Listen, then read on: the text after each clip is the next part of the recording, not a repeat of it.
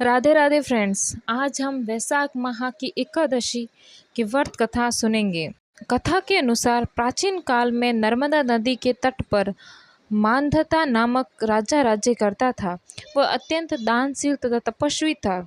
एक दिन जब वह जंगल में तपस्या कर रहा था, तभी न जाने कहाँ से एक जंगली भालू आया और राजा का पैर दबाने लगा। राजा पूर्ववत अपनी तपस्या में लीन रहा। कुछ देर बाद पैर दबाते दबाते भालू राजा को घसीटकर पास के जंगल में ले गया।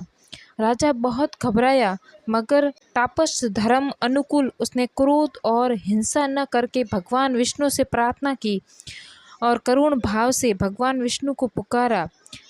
उसकी पुकार सुनकर भगवान श्री हरि विष्णु प्रकट हुए और उन्होंने चक्र से भालू को मार डाला।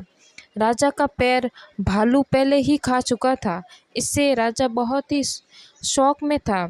उसे दुखी देखकर भगवान विष्णु बोले, हे वत्स, शौक मत करो, तुम मथुरा जाओ और वरुथिनी एकादशी का व्रत रखकर मेरी वराह अवतार मूर्ति की पूजा करो।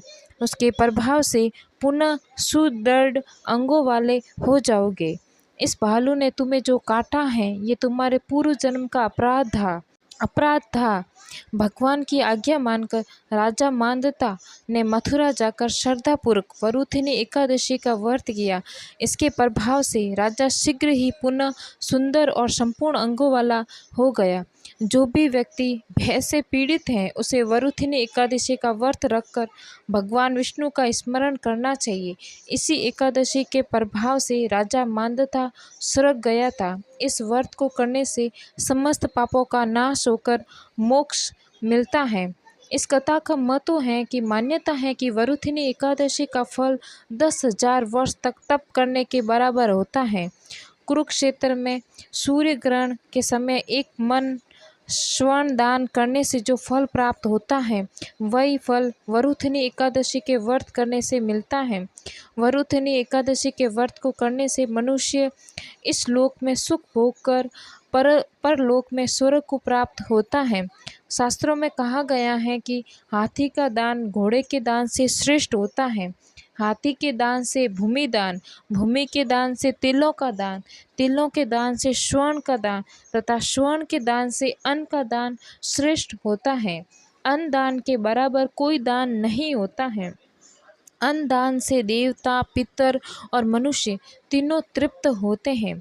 शास्त्रों में इसको कन्यादान के बराबर माना गया है। वरुथिनी एकादशी के व्रत से अन्न दान तथा कन्यादान दोनों के बराबर फल मिलता है।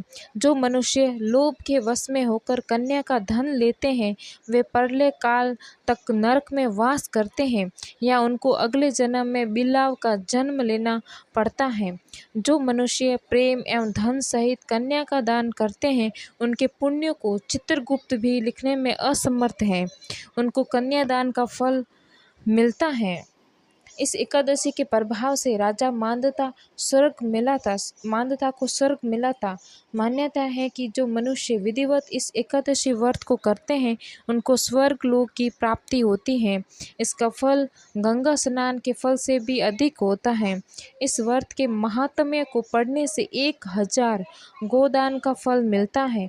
अतः मनुष्य को धर्म कर्म करते हुए जीवन व्यतीत करना चाहिए और पाप कर्मों से दूर रहना चाहिए तथा पापों को करने से डरना चाहिए।